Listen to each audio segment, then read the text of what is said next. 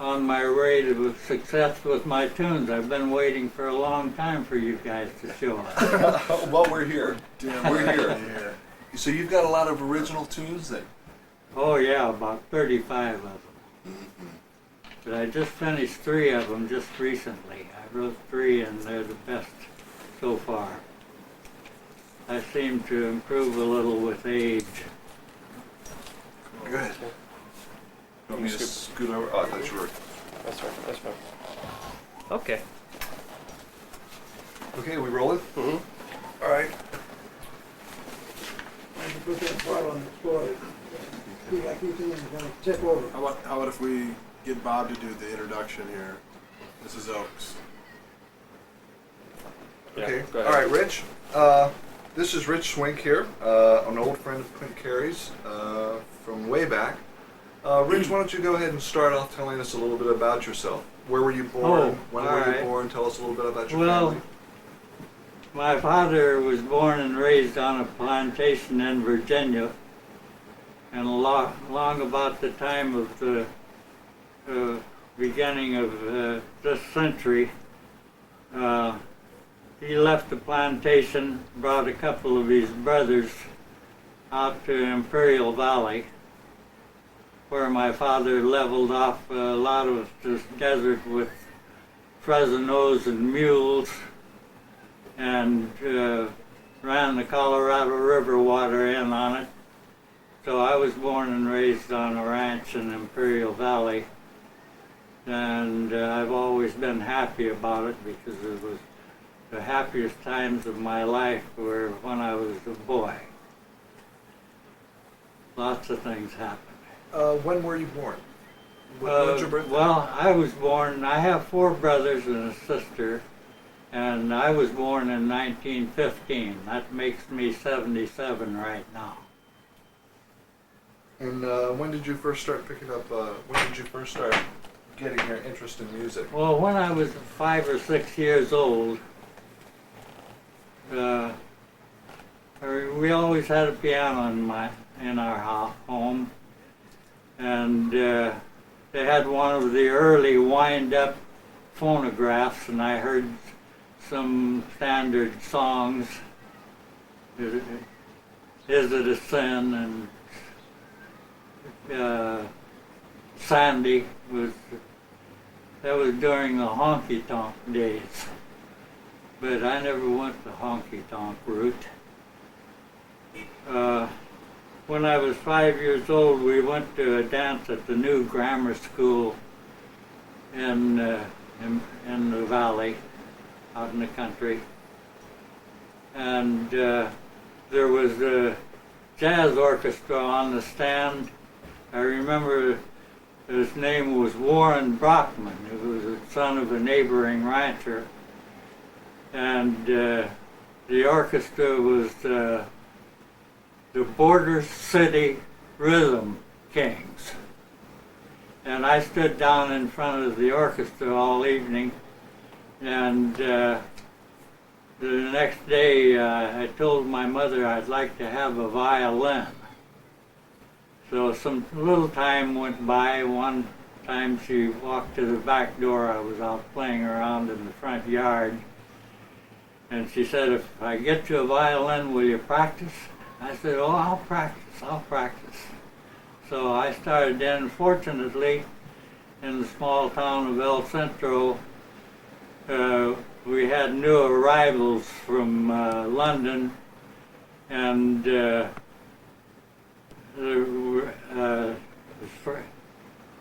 my first teacher's name was Horace Basil Williams, who was a graduate of the London Conservatory, he and his wife both. So I started taking lessons, and I practiced every day, and for about 9 years. Most of the time for about 9 years. I was lucky. Let me get back and let me go to where I first met Clint Cary. My orchestra was playing a dance at the new American Legion Hotel American Legion Hall in El Centro, and my orchestra was on the stand.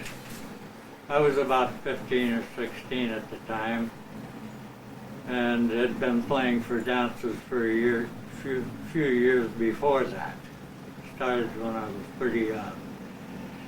So we finished playing a number up on the stand, and out from the wing sauntered the prematurely bald-headed chap. And he walked up to me as we finished the tune, and he said, "Could you use a trombone?" And I said, "Where is it?" He said, "Out in the car." And I said, "Well, get it." And that started the first happenings with Clint and I, whom had introduced himself as Bud Joy. His name was known as Bud Joy in those days. His mother had remarried a fellow by the name of Joy. So his name is Clinton Beveridge Cary, C-A-R-Y. And he was a beauty, and he played excellent trombone. He had taken lessons for several years, and he played some gigs. He was several years older than me, but he had played some pretty good music spots, including the best jobs in Los Angeles, the Ambassador Hotel. Well, I've gotten into his history, haven't I? Well, that's quite all right. So Clint was introduced to you as Bud Joy, and about what year was this? Do you remember? Do you recall? I would say it was approximately, 1932. Mm-hmm. And what was the name of your band at the time he joined you? Well, my mother named my combo. I had saxophone, trumpet, drum, guitar, piano, and myself on violin, clarinet, saxophone, and vocals. And my fat saxophone player was played the alto saxophone, and we played all of the popular tunes of that day without even using the music. Now, what kind of music would you describe you were playing? You say popular music. Started out, yeah. Well, What kind of music was that? Give us some well, names. the some kind titles. of music that I started out playing when I got to playing for dances were all of the popular songs that came out in that era. There were Bing Crosby pictures, and all of you recall all of those wonderful tunes Bing Crosby came out with. We knew all of those, of course, and I knew most of the vocals. So, was it swing? What? Was it swing music? Yeah, Lots of swing. it was going. dance music. The drummer was an important, the drummer and the guitar player held down the rhythm section. Right. It was all rhythm for dancing. It was all for dancing. Aside from Bud Joy joining your band, how many other band members were there? There was you. Well, I just named them off. The trumpet. After Bud Joyce came and joined the band, Clint Cary, that is, we had saxophone, the trumpet. The young Jewish boy played all the tunes, knew all the tunes too. He played nice trumpet. The drummer we had played together from the time we were children, and he played a mess of drums, and he also sang very well. How long did you and Clint play together in the bands, traveling around the Imperial Valley? Well, we played for dances during those years from 1932 up into about 1935. And then I didn't see him after that for quite a while. Town of them all, there was nothing there but a few shacks and a ballroom. And Clint Cary and I, Bud and I did our share of drinking booze, but we could hold it pretty well when we were young. Except there were some interesting times about the time at Heber Beach. No beach anywhere near for 150 miles. Anyway, he didn't show up on the job in time. That was very unusual for him. And he had been to Mexicali. Heber Beach was halfway between El Centro and Mexicali, which they were about 14 miles apart. So he came sauntering in, loaded, with his trombone, and I said, "Where the hell have you been?" He said, "Mexicali." I said, "Well, get your horn out." So he got his horn out of the case and tucked he didn't put the slide on it. He picked it out of there and he put the trombone bell, the main part of the horn, up like it was a violin, and took his slide and slid it across the bell. Well, it was a pretty ridiculous scene, but we forgot about it immediately. And he still played for a I while. believe you said at one time that that was the best he ever played. Well, he played, it was one of the best times he ever played. He was really on the ball. Another question here. When you first met Clint, by that time, was he painting? Did he? He wasn't painting at that time. He hadn't painted one picture as far as I know. He didn't just start painting. He remained a trombone player for several years before he started painting. He started painting down in Mexico. I wasn't in touch with him during that period. So the Mexico painting period came after, to Yeah, your knowledge, of these after meetings. we played. Had he been a merchant marine by this time no, yet, or did no. that come later? Oh, no, the impression you got about merchant marine may have been somebody mentioning the time that I played around the world on a ship. You did. Yeah, but Clint wasn't along on that trip. Okay. But I sure had a lot of fun.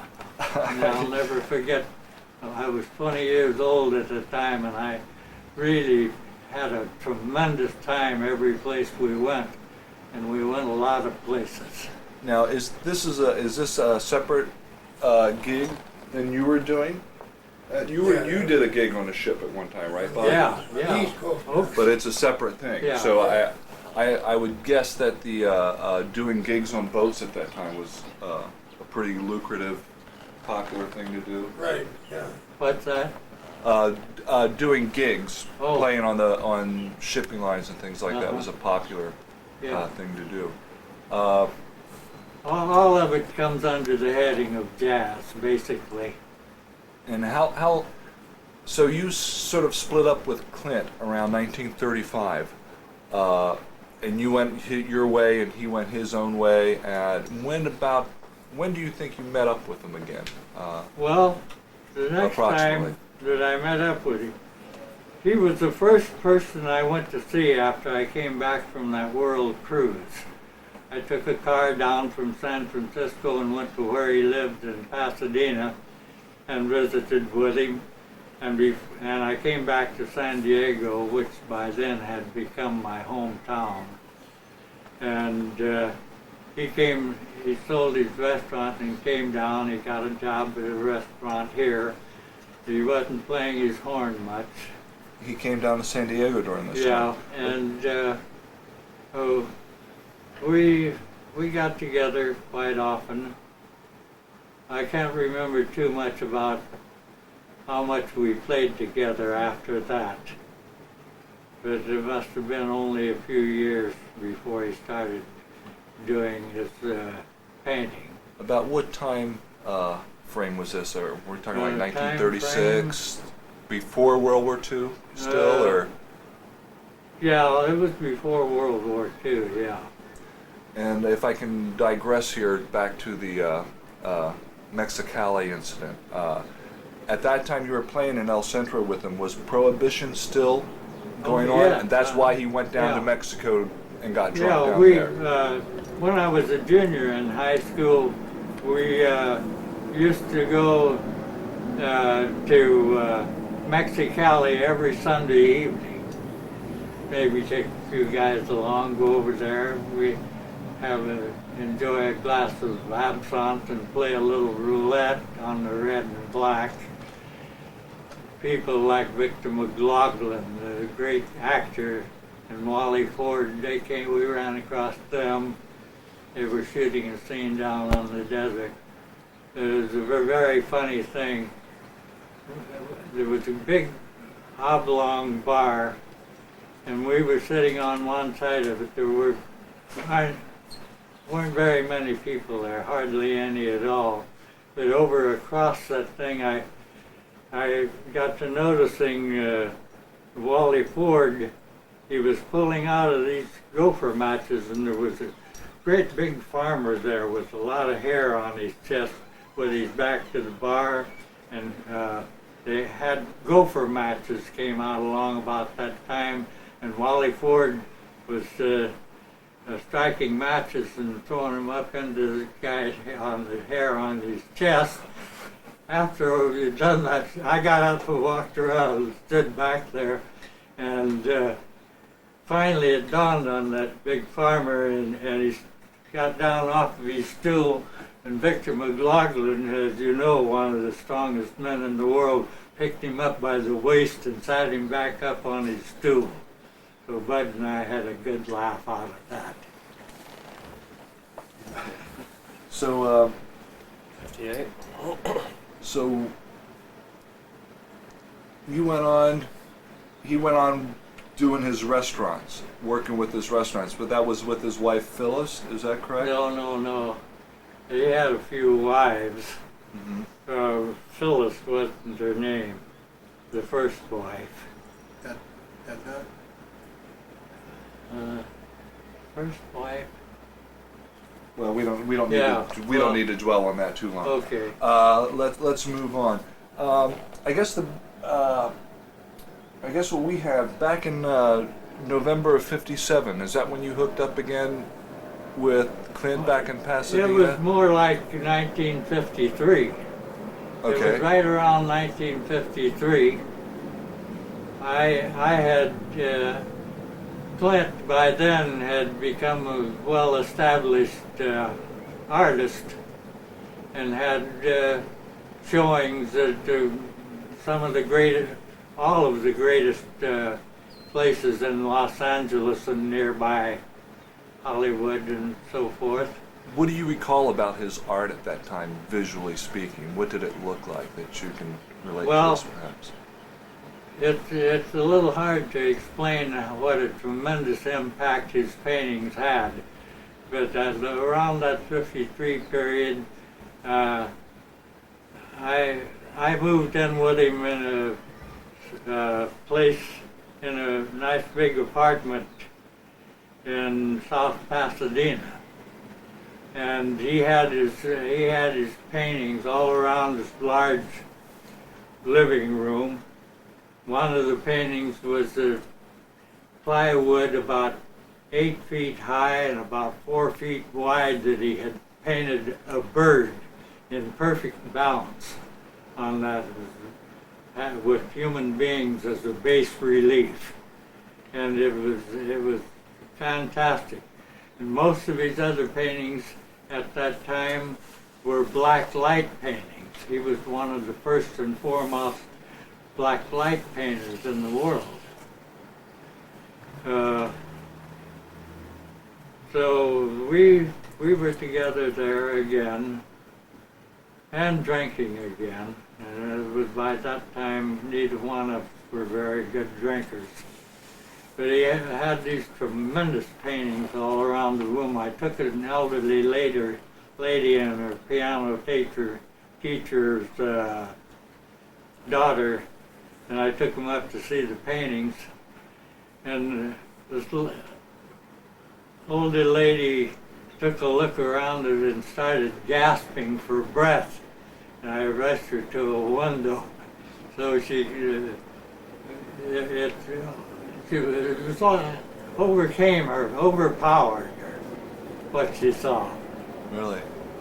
How long did you live with Clint in this apartment in Pasadena? At that time, I think it was maybe around a year, something like that. I don't know. I don't recall exactly. A lot of things had been happening in both our lives. But that was the first time, one evening, we were in the living room and there came a knock at the door, and he opened the door and there stood two gentlemen, well dressed and wearing top coats. It was in the winter, and had hats. And they said to Clint, "Come with us." And that was the start of his first encounter with a spaceship. About what time, what year was this? That you That recall? had to be right around 1954. Right around 1954. Yeah. Okay. What was your first impression of these men? Who did you think they could have been at that time? I mean, Oh, did I you didn't get the question. when you first saw these men coming in the door, dressed in that attire with top coats and dark hats and things like that, what was your impression of them? I mean, were you suspicious? For all I knew, they could have been the FBI, but it wasn't. Did you think that at the Because time? he told me about the episode later when he went up.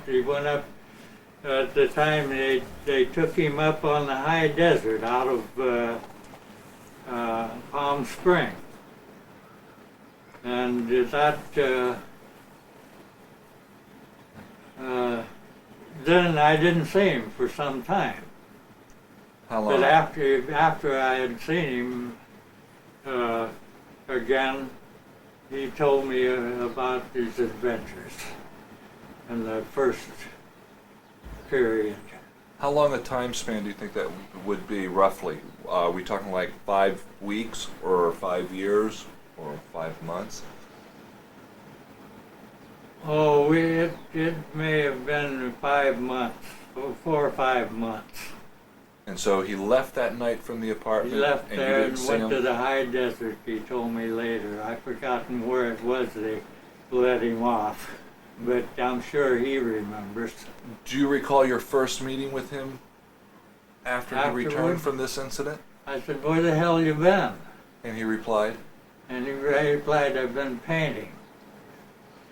and What else he said?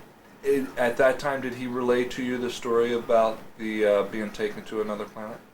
Yes, well, actually, he wrote me a few letters in between times, in between that time and the time I brought him to Ocean Beach. And for where the were first those? time. Where were those letters postmarked from? Where was he sending them from? Do you recall? Various places. Well, one of them was from up north of Pasadena, that is, up the coast. I don't remember exactly which town it was, but I do remember that I wrote to him and told him that I'd come into a little windfall, and here he came. But most of the time it was spent in and around California. Mostly, yes. Did you ever receive any letters from, say, as far away as New York No, or Tennessee or All Alabama? of them were fairly local. Did Clint ever relate to you in the early years What inspired him to give up his trombone and become a painter? Well, he was down in Mexico. We both were adventurers from at heart, from start to finish. Right. And he told me after I saw him again that he was on a train down there, and a voice came to him and told him to start painting, which he did. And one of the Mexican farmers gave him a place to stay, and he started painting, and he kept painting at that time. Whether he drank or not, I don't know. Right. Did he expand on how this voice may have told him that, or did he relay any? No, he said he was riding along on the train, and the voice came to him and told him to start painting. And he just so obeyed. He started painting. That's all. And then I don't recall ever hearing him play saxophone after that time. I mean, playing his trombone. About when was this, approximately? It's a little hard for me to say. It could have been in the 60s. It could have been in the 60s when he told you about that.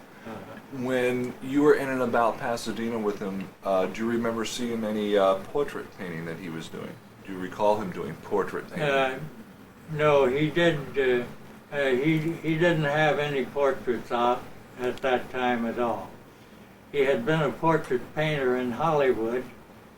He painted a few very great actors and actresses.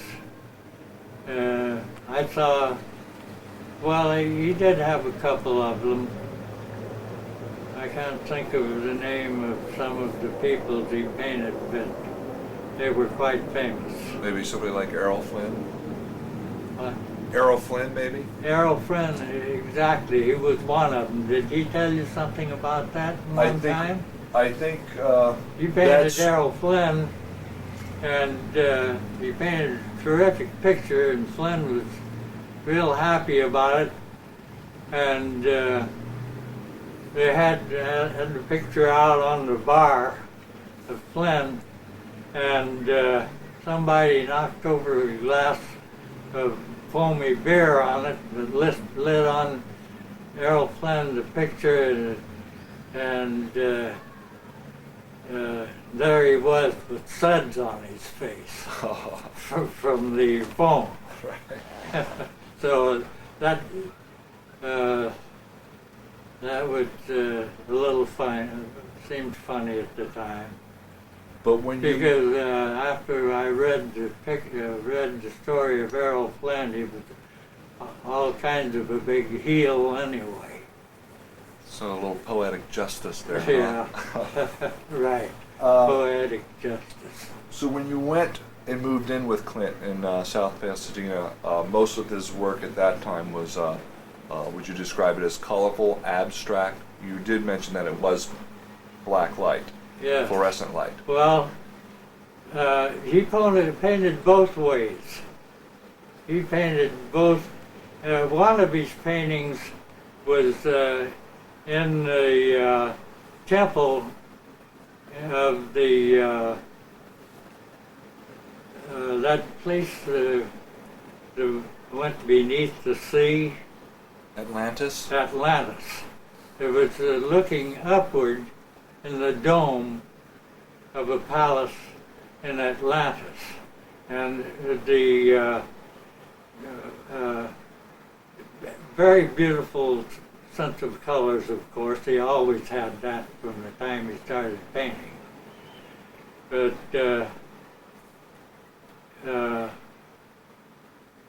beauty was there. Everything he did became beautiful. What was his? Did he just hang out with you? Did he have a lot of friends over, or did he? No, just... he and Oakes, as the years went by, became very close friends. In fact, Oakes kept a running tape on his antics when he was during the period that he was a wino. I don't say that to take anything away from Spaceman, but he really pitched the ball there for how long was it, Oaks? 2 or 3 years? The Oaks was drinking that wine All I know is here in OB. I met him in '63, and between '63 and '70, he must have been in jail on nuisance charges about, let me see, What 40 did you times. ever do with that tape about all of his negative side? I got it in the back room. There you go. But he was in my heart, and he's always been a beautiful guy, just a beautiful guy. Well, I don't think there's anybody in this room here that will disagree with you there. So you lived with Clint in South Pasadena around 1953, lived with him off and on for about a year. Yeah. Is that correct? Uh-huh. And the next time you saw him or hung out with him was, how did you get Clint down here in Ocean Beach? I mean, how did that Well, come about? as I mentioned, I came into a little windfall, and I had a Pontiac straight 8. I went up to somewhere up in the north part of the state and picked him up along with some of his big paintings. We strapped on the top of the car, and he was drawing unemployment compensation. He got a check. We came back to stop by to see his mother in Pasadena. She gave him a little check, so had a little money. I don't recall having much money myself at the time, but we were driving along between Pasadena on our way to San Diego, doing about 80 miles an hour, and suddenly a wheel came loose on the Pontiac, and it yanked the car to my left, and I yanked back and forth like that, and I got it pulled over to the side, got out and went around, took a look, and one of the wheels was laying up in the inside of the fender. Fortunately, it wasn't too far from where we could get the wheel fixed. So we got back on the road, came down and to Ocean Beach. That's when I first met one of his greatest friends, Bob Oakes. When did you meet Bob Oakes?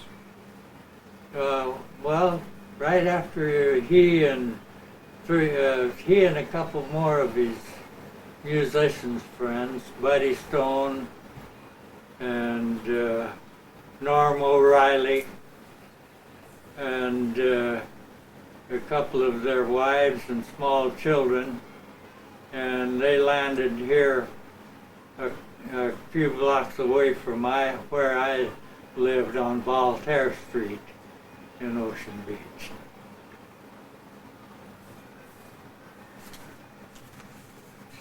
Let's see. Let's see. I'm sure that our live stories, Oakes and Clint Cary, Spaceman, and I have all been tremendous friends for all of these years, and have had many, many happy times together. So that's what life is all about, is being happy, no? I couldn't agree with you more. Couldn't agree with you more. Let me get a drink of water. Rich, whenever you're Do ready. you have me in there again? I got you.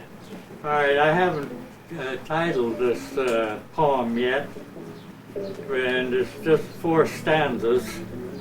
It's the first poem I've written in this year, and I'll title it right now, my window. I walk to my window and look down the ravine at the trees and the grass all green. A feeling of tranquility comes over me. At once, I find myself deep in a dream. I dream of the beauties and wonders of the world and all the great things to be done.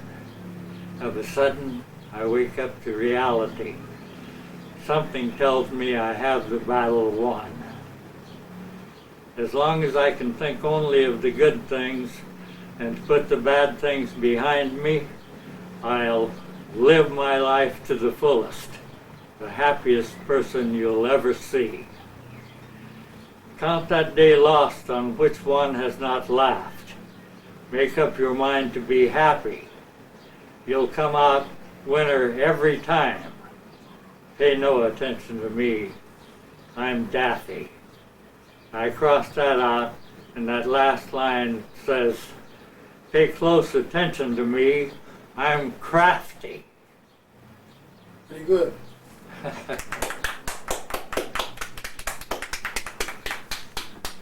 I wrote one a poem I titled Ignorance and Greed back in 1935.